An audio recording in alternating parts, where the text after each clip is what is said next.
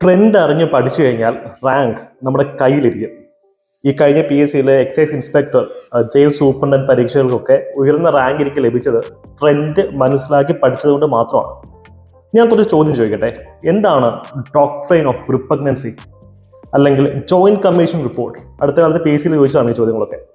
PSC ചോദിച്ച മറ്റൊരു ചോദ്യമാണ് ഫ്രഞ്ച് റവല്യൂഷനിലെ nobles of sword, nobles of robe എന്നൊക്കെ പറയുന്ന philosophies. What is to be done എന്ന് പറയുന്ന ലെനിന്റെ ടെക്സ്റ്റിൽ പറയുന്ന പ്രത്യയശാസ്ത്രം എന്താണ്?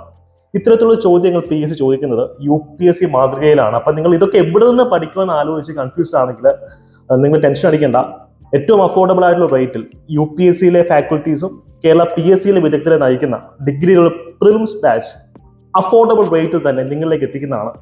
പരീക്ഷ വരെ നിങ്ങൾക്ക് ലൈവ് ക്ലാസ്സുകൾ ഉണ്ടായിരിക്കുന്നതായിരിക്കും. ബാച്ചിൽ ജോയിൻ ചെയ്യുക, ട്രെൻഡ് അനുസരിച്ച് പഠിക്കുക, റാങ്ക്